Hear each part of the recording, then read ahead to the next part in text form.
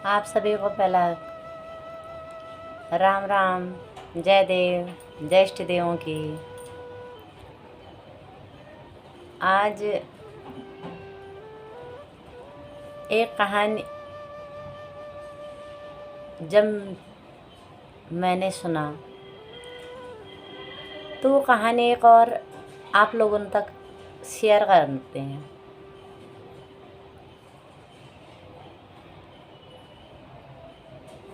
कि जैसे कि एक दुकानदार था। अब दुकान के बाहर से इतनी भीड़ लगी कि उसका एक टीचर आया। अब इतनी लंबी लाइन में सबसे पीछे से वो टीचर को अपने धूप में खड़ा हुआ देख करके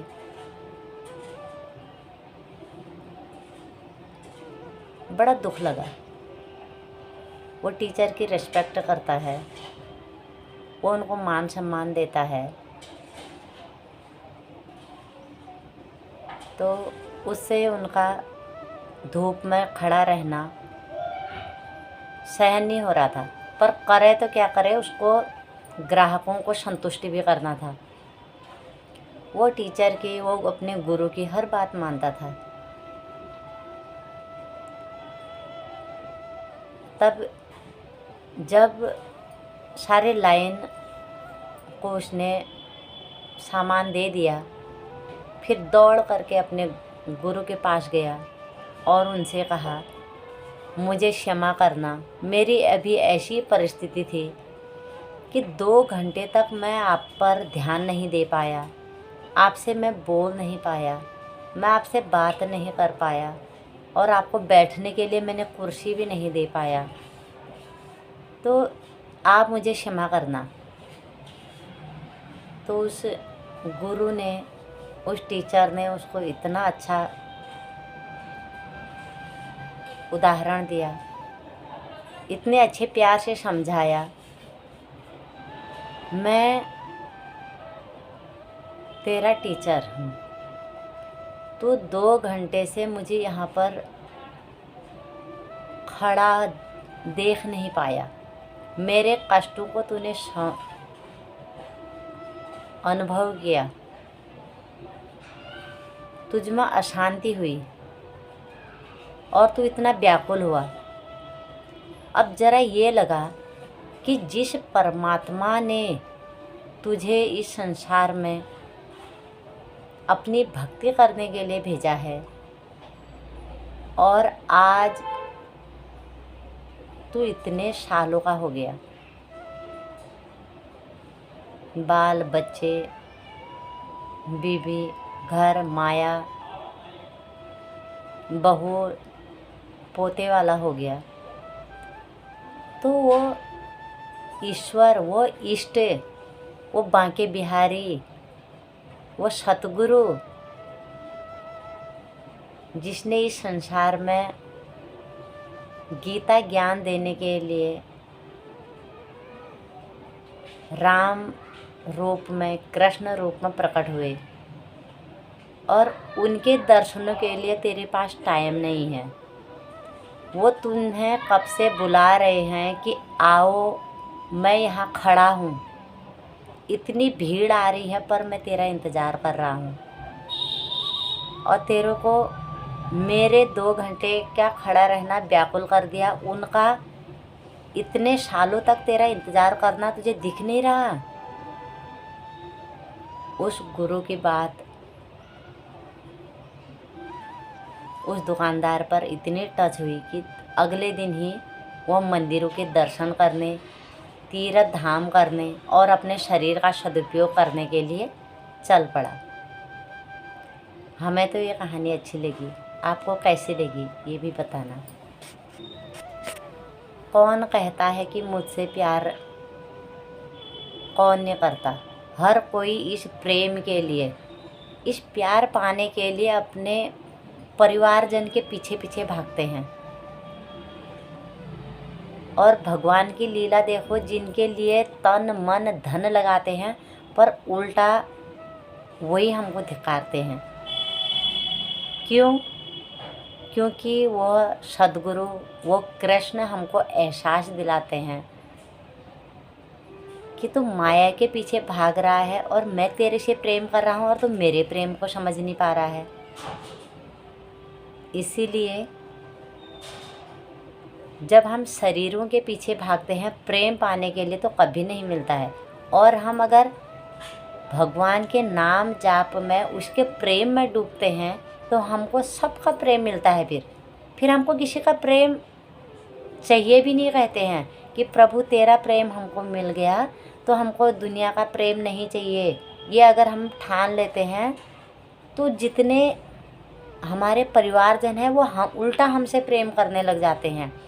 यही सत्य है, यही अनुभव भी करना है।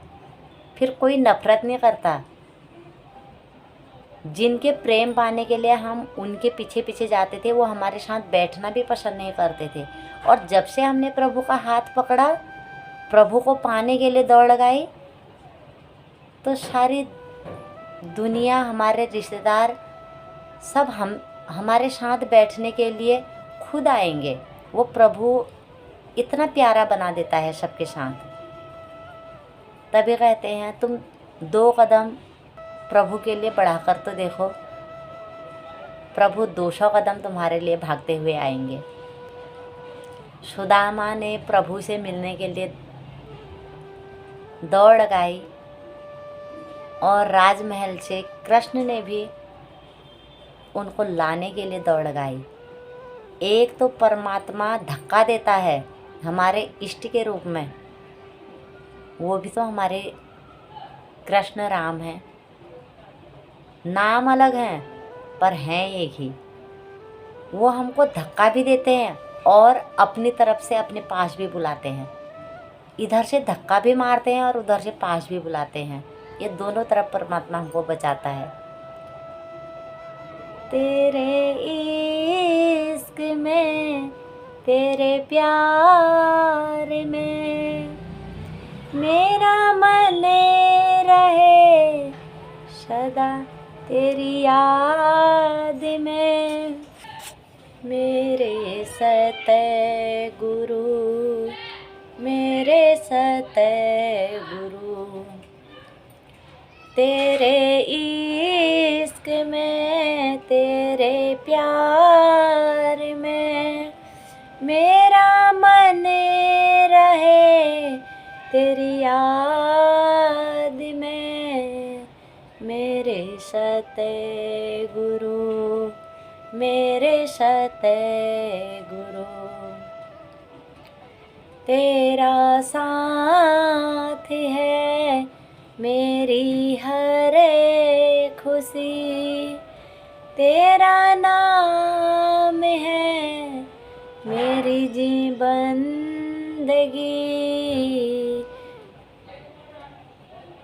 मेरे सतगुरु, मेरे सतगुरु, रहे मन में तेरी मूर्ति और तन रहे तेरे साथ में। मेरे सतगुरु, मेरे सतगुरु, हृदय में हो सद्भावना,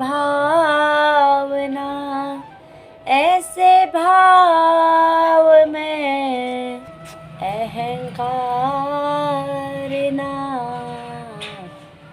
रहूं। छल कपट से दूर में शीतल बनूं तेरी छाँव में। मेरे सतगुरु, मेरे सतगुरु, मेरे सतगुरु, मेरे सतगुरु, सारे भी तेरी कीर्ति, सारे भी विश्व में तेरी कीर्ति, आनंदमय तेरी मूर्ति। इस जन्म में तुझको जो पा लिया, रही फिरे जन्म की ना चाहना। मेरे सतगुरु, मेरे सतगुरु, हर आत्मा तेरा रूप है, परमात्मा का स्वरूप है। मैंने दरस तेरा जो पा लिया, रही और कोई प्यास ना। मेरे सतगुरु, मेरे सतगुरु, मेरे सतगुरु, मेरे सतगुरु। मेरा मन रहे निष्काम में, तेरी राह में, तेरे ज्ञान में। मेरा नाम हो तेरे नाम से, मेरा काम हो तेरे नाम से।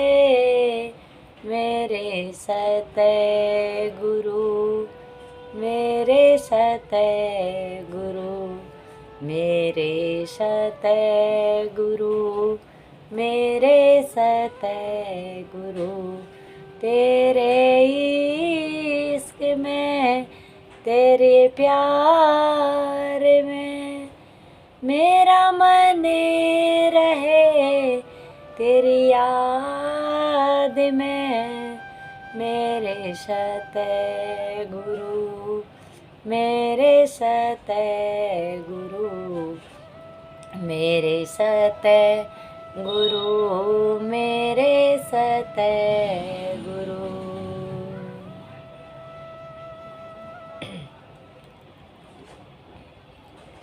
यह जो भजन गाया, यह आशु दीदी ने गाया था। जब हमने उनकी कैसेट सुनी, ऐसे भाव विभोर हुए।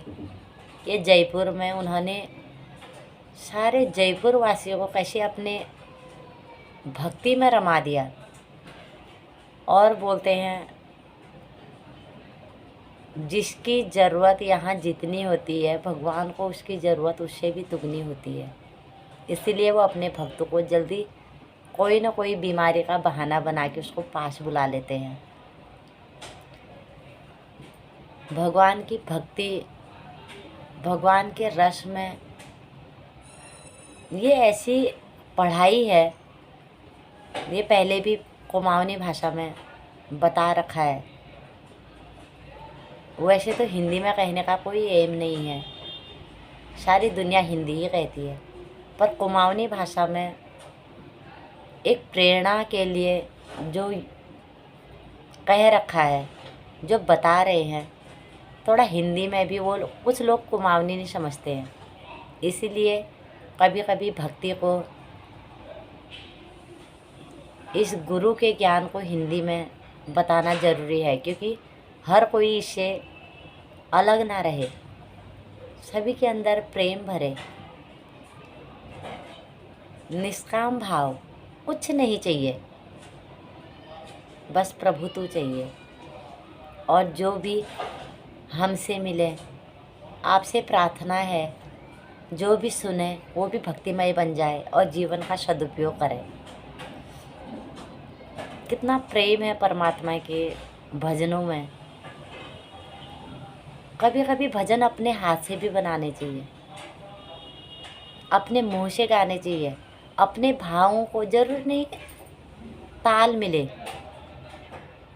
पर परमात्मा को अपने भाव व्यक्त करने चाहिए, उसके लिए रोना चाहिए। जो इतने प्यार से सुनते हैं, श्रवण तो करते हैं। सुखदेव जी बोलते थे कि मैं इस मुंह से खुद कहता हूँ और अपने ही कानों को सुनाता हूँ।